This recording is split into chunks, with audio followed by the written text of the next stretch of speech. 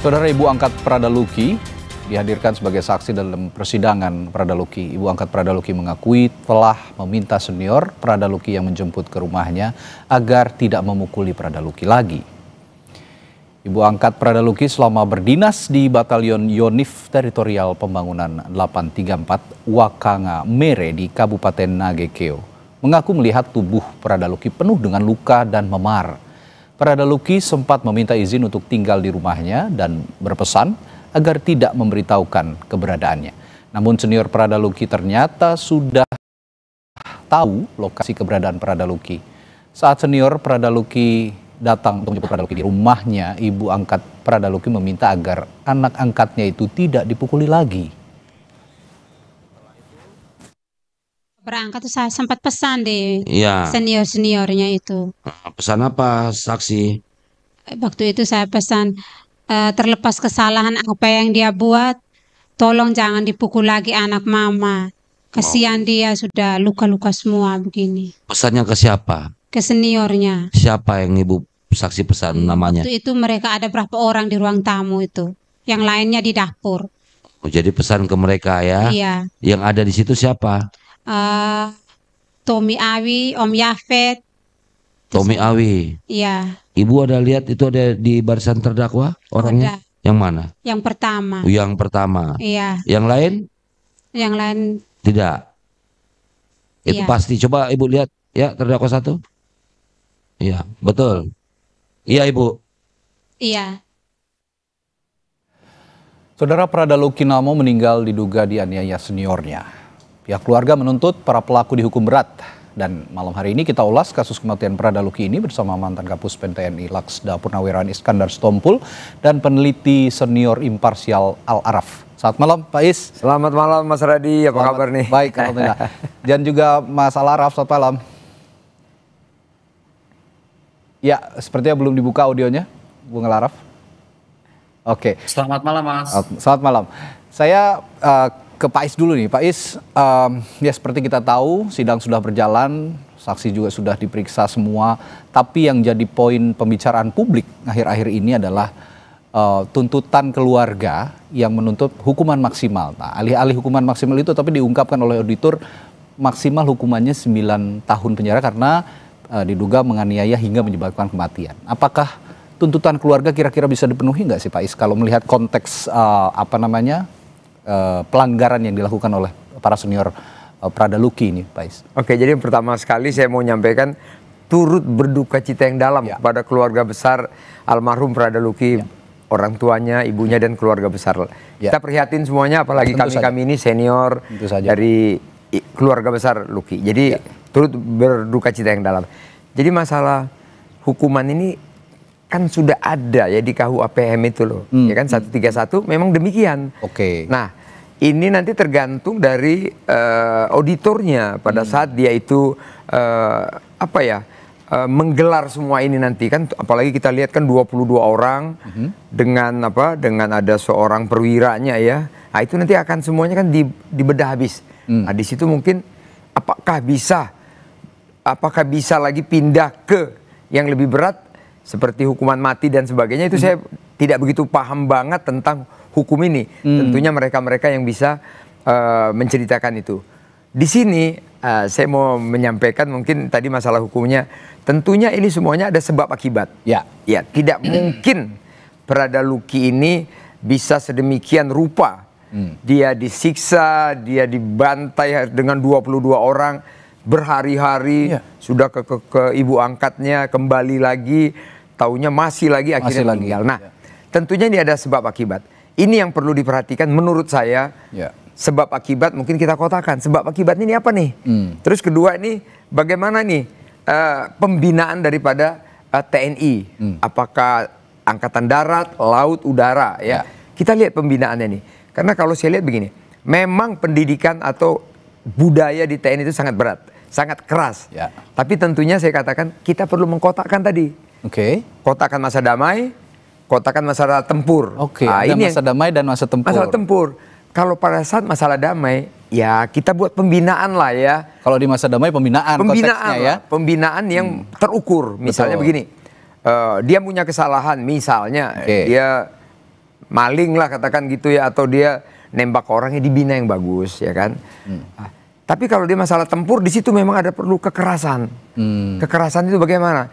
Kita tentara-tentara ini diciptakan supaya mampu mengatasi itu. Ya. Kalau masalah tempur, karena apa? Kita kalau di pertempuran ketangkep itu mungkin jari kita dipotong-potong. Ya, memang sangat keras kalau bicara supaya pertempuran. Nah, itu masalah kotak tadi, pertempuran. Tapi kalau masalah damai, ini harapan kita ini semua senior-senior ini di pembinaan ini, alangkah indahnya, alangkah baiknya ya komandan-komandan, apalagi ada seorang letnannya kan, komandan kompinya, membinalah anggotanya sebaik mungkin. Kenapa?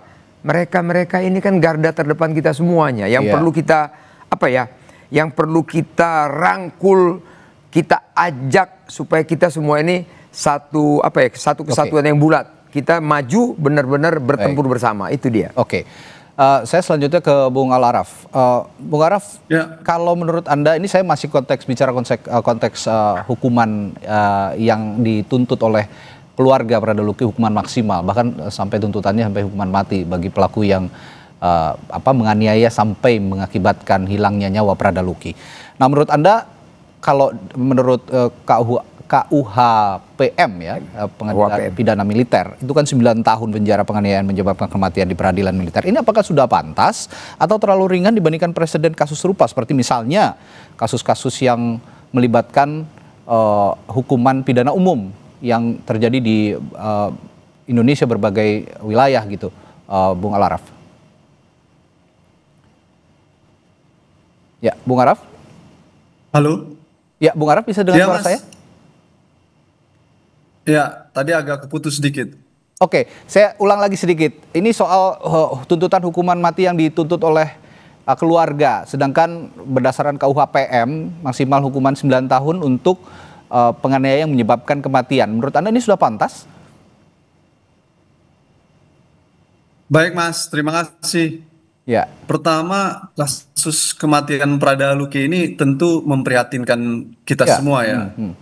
Karena sesungguhnya peristiwa ini bukan peristiwa yang pertama. Sebelumnya ada kasus-kasus serupa yang terjadi dalam tubuh TNI yang mengakibatkan kematian prajurit. Sehingga pengungkapan kasus kematian Pradaluki ini untuk meraih keadilan bukan hanya untuk kepentingan Pradaluki dan keluarganya, tapi juga untuk memastikan para prajurit lain tidak mengalami hal yang sama dialami oleh Pradaluki. Karena itu, upaya memastikan keadilan dengan hukuman yang maksimal itu sesuatu yang harus dilakukan agar ada efek jera terhadap para prajurit yang jika ingin melakukan tindakan seperti ini lagi tidak mengulangi, karena hukumannya akan berdampak sangat maksimal gitu. Nah, bisa seumur hidup gitu ya, sebagai bagian dari hukuman maksimal gitu ya, yang kemudian bisa memastikan ruang-ruang jera itu tercipta supaya ada jaminan ke depan peristiwa-peristiwa ini tidak lagi terulang terjadi. Ini bukan yang pertama yang sudah berulang kali dan ini suatu yang memprihatinkan. Maka hukuman maksimal sesuatu yang harus. Persoalannya adalah apakah hukuman yang maksimal ini akan dapat diperoleh melalui mekanisme peradilan militer? Menurut saya sulit sekali mendapatkan ruang hukuman yang maksimal melalui mekanisme peradilan militer. Nah, peradilan militer ada satu peradilan yang belum memenuhi prinsip-prinsip fair trial tuh. Prinsip-prinsip peradilan yang adil dan baik. Yang di dalamnya masih penuh ruang ketertutupan, sulit mendapatkan akses, keadilan dan lain sebagainya yang disampaikan oleh keluarga. Oleh karena itu, belajar dari kasus Pradaluki, Mas, kita menjadi penting untuk segera melakukan reformasi peradilan militer. Tadi disampaikan bahwa di masa damai, seharusnya ruang untuk melakukan penghukuman terhadap anggota militer yang melakukan tindak pidana umum seperti pembunuhan dalam kasus Pradaluki itu diadili di dalam peradilan umum sesuai dengan pasal 65 Undang-Undang TNI nomor 3 tahun 2025, bukan melalui peradilan militer. Nah, ini sebenarnya bisa dilakukan untuk upaya memastikan justice dan keadilan. Karena itu hal yang sangat penting gitu. Di luar itu, kita punya pengalaman beberapa kasus-kasus yang peradilan militer seperti kasus pembunuhan warga sipil di Medan yang terhadap seorang anak itu hanya 9 bulan vonis pengadilannya, sangat jauh dari keadilan.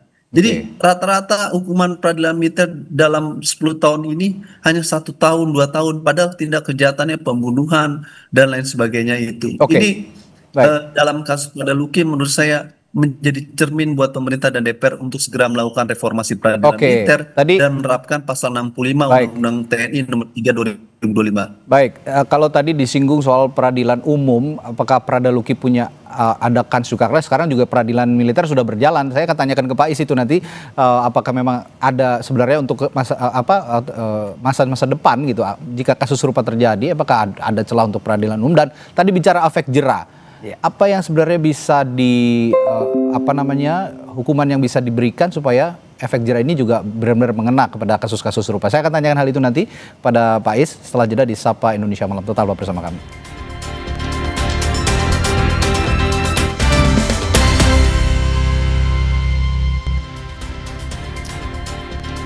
Masih mendiskusikan kasus hukum yang melibatkan para personel TNI yang diduga menganiayai Pradaluki hingga tewas yang sekarang masih dalam masa persidangan. Saya tadi bertanya ke Pak Is, tadi Bung Al-Araf sempat menyinggung soal efek jera begitu ya. Kalau memang efek jera ini dibawa ke konteks hukum, kira-kira hukuman yang sudah ada di dalam peradilan militer sekarang, menurut Pak Is sudah memberikan efek jera buat para prajurit yang melakukan pelanggaran? Ya, harusnya ya. Orang yang sudah dihukum, apalagi saya dengar ya, saya kan ngikutin ya, sidang ini saya mengikuti, akan dihukum 9 tahun dan dipecat. Oke. Nah, saya mau itu biasa ada hukuman tambahan nanti dipecat. Dan dipecat gitu. Nah, harusnya orang masuk tentara itu adalah satu kebanggaan, pride dari keluarga besar. Inilah kami. Sehingga manakala dia berbuat sesuatu perbuatan yang tidak terukur sehingga membuat orang mati, katakanlah begitu, ini akan membuat efek jera kepada yang lain. Menurut saya 9 tahun sudah akan membuat efek jera. Kenapa? Ini kan bisa dikatakan bersama-sama ya. Ini kan 22 orang ya semuanya ini. Nah, saya percaya itu akan membuat efek jera. Saya percaya memang, namun cara pandang orang itu kan berbeda-beda.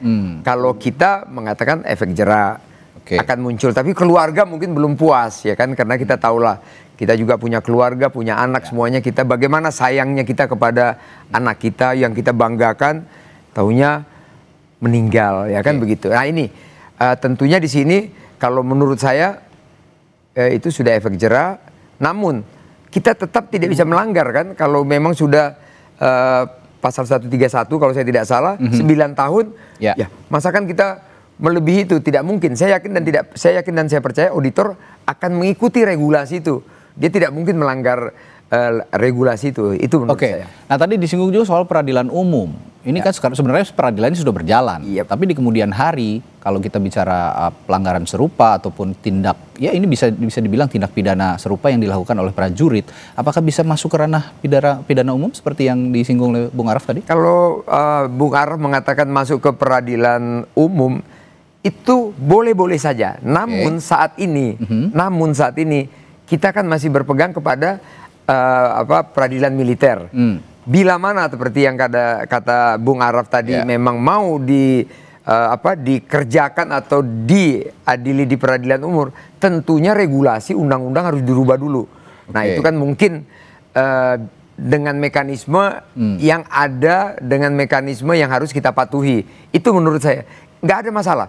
TNI itu mau di peradilan manapun tidak ada masalah. Namun karena sekarang dia ada di peradilan militer, tentunya si auditor itu pasti patuh dan taat kepada undang-undang peradilan militer, saya yakin. Ya, selain itu saya juga atau publik juga sekarang menyoroti soal tanggung jawab hukum bagi atasan yang dinilai juga gagal mencegah penganiayaan, Pak Is dan juga Bung Araf. Saya ke Bung Araf dulu. Bung Araf, kalau menurut pandangan Anda dari peran atasan ini yang gagal mencegah penganiayaan hingga menyebabkan kematian Pradaluki, apa yang bisa dilakukan atau bisa diberikan hukuman yang pantas untuk atasan yang gagal mencegah ini menurut Anda, Bung Araf?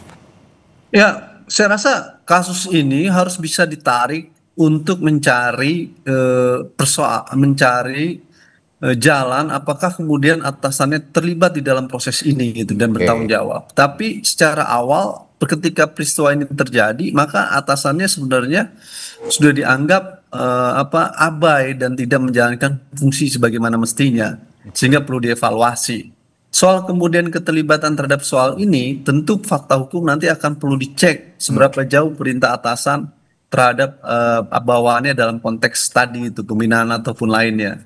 Karena ini peristiwa yang berulang dalam kasus Pradaluki, sehingga pantas jika kemudian proses investigasi juga dilakukan menyasar kepada atasannya. Oke. Itu. Nah, apalagi ada prinsip common responsibility itu, tanggung jawab komando atasannya terhadap bawahannya itu harus dicek secara lebih dalam, sehingga nggak cukup hanya kepada level prajurit saja yang terlibat di lapangan. Kedua adalah Mas, saya rasa saya menarik tadi sama Pak Iskandar gitu ya, yang memberikan ruang bahwa ke depan kemungkinan untuk diadili peradilan umum sebaiknya perlu dibuka gitu, karena upaya ini kan sangat tergantung dari pemerintah dan DPR, dan militer seharusnya mengikuti saja. Dalam negara demokrasi kan militer tunduk terhadap otoritas sipil, dalam hal ini presiden dan DPR.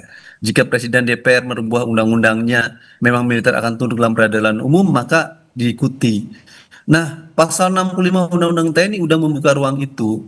Sayangnya memang kita masih ada Undang-Undang 3197 itu yang kemudian harus direformasi. Tapi kans ke depan untuk mengubah undang-undang ini menurut pandangan Anda masih ada ya? Sangat potensial. Dulu di masa Pak Iskandar jadi jubir TNI, mungkin di era SBY ya, pernah dibahas itu di masa SBY, revisi Undang-Undang 3197 dari tahun 2004 sampai 2009.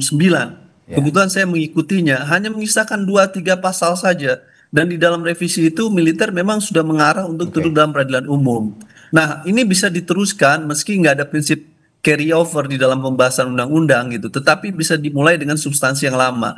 Artinya DPR jika ingin membahas ini bisa menggunakan hak inisiatifnya dan nggak perlu lama, karena bahan yang lama sudah ada, tinggal dibahas. Dan pengaturan reformasi peradilan militer diatur dalam pasal 65 serta TAP MPR 6 dan 7 tahun 2000 tentang perubahan yurisdiksi kewenangan. Jika terlibat dalam tindak pidana umum diadili dalam peradilan umum, jika terlibat dalam tindak pidana militer diadili dalam peradilan militer. Nanti tinggal proses hukumnya, due process of law-nya, proses penyidikannya akan dilihat siapa yang akan terlibat, apakah penyidikan dilakukan oleh kepolisian ataukah nanti dilakukan oleh tim gabungan. Nah, sangat tergantung dari proses pembahasannya. Itu perdebatan yang terjadi. Tapi secara prinsipil, kewenangan tentang reformasi peradilan militer itu sesuatu mandat konstitusional untuk menegakkan prinsip asas kesamaan di hadapan hukum atau equality before the law, dan untuk menegakkan TAP MPR dan Undang-Undang TNI itu sendiri, supaya peristiwa-peristiwa dalam kasus Pradaluki atau peristiwa di Medan itu bisa diadili dalam peradilan umum, dan kita bisa memastikan bahwa negara hukum bekerja, bahwa semua orang harus tunduk terhadap hukum yang sama. Kalau begitu siapapun dia bisa diadili dalam peradilan umum. Kalau terlibat tindak pidana umum, tidak terkecuali anggota militer. Baik, kalau begitu saya ke Pak Is terakhir, bicara soal investigasi, ini kan sudah terjadi ya di satuannya Pradaluki. Tapi saya berbicara masa depan. Investigasi, singkat saja Pak Is. Kalau memang bicara investigasi, apakah TNI perlu untuk menginvestigasi semua satuan, lalu juga semua matra misalnya, agar hal-hal seperti ini juga tidak terulang? Kalau kata Pak Is tadi kan harus dikotakkan antara masa damai dengan masa tempur. Nah, akan ada perlu nggak TNI melakukan investigasi? Kalau saya yakin dan percaya, apalagi dari juru bicara Mabes AD ya mengatakan bahwa akan diadakan ya tadi pembekalan edukasi lagi kepada seluruh prajurit. Saya yakin akan ada itu. Saya yakin, saya percaya karena udah ada statement ya. Namun di sini ada sesuatu yang mengganjal sebenarnya. Mengganjal itu apa? Kenapa di sini kan ada komandannya ya. Ada komandannya, memang dia pasti bertanggung jawab dengan dia punya batalion ini. Pasti bertanggung jawab. Nah, sekarang sampai sedemikian penyiksaan itu berhari-hari, sudah pulang ditarik lagi, diambil lagi, siksa lagi dan lain sebagainya. Sebenarnya permasalahan apa ini yang ada sebenarnya? Ini sebenarnya ya, ini menurut Anda berarti bukan masalah juga senior junior saja, ini lebih dari itu ya? Iya betul. Ini sebenarnya dari Bung Araf tadi sudah masalah. Saya sering ngobrol sama Bung Araf dari dulu nih. Itu oke saja, nggak ada masalah. Tapi tentunya sesuatu itu biar bulat, itu pertama apa sih akar permasalahannya? Dan itu harus diungkap ke publik. Harus diungkap kalau menurut saya, sehingga kita bulat untuk menilainya. Terus yang kedua, di TNI ini saya sampaikan juga dengan Bung Araf bahwa TNI itu memang mengikuti pasal-pasal yang berlaku. Misalnya tadi kalau ini tindak pidana 9 tahun, 9 tahun. Oke. Manakala di TNI dibilang ini 20 tahun atau seumur hidup, ya akan seumur hidup. Saya yakin dan percaya. Oke. Cuman karena dibatasan ini ya terjadi 9 tahun. Inilah dia kejadiannya. Pak. Yang kami catat dari perbincangan kita malam hari ini yaitu tadi, kalau memang ada kasus seperti ini, motif sesungguhnya juga harus diungkap ke publik. Yes. Dan yang tadi kita harus cermati bahwa ada masa damai, masa tempur, ini yang harus sama-sama dicermati oleh institusi TNI, sehingga hal serupa juga tidak terjadi di kemudian hari. Baik, terima kasih Pak Is sudah Terima berbincang kasih, Pak. di Terima studio, kasih. dan juga Bung Araf sudah bergabung melalui sambungan virtual. Kita akan jumpa lain waktu Pak Is dan Bung Araf. Sampai jumpa lagi, selamat malam.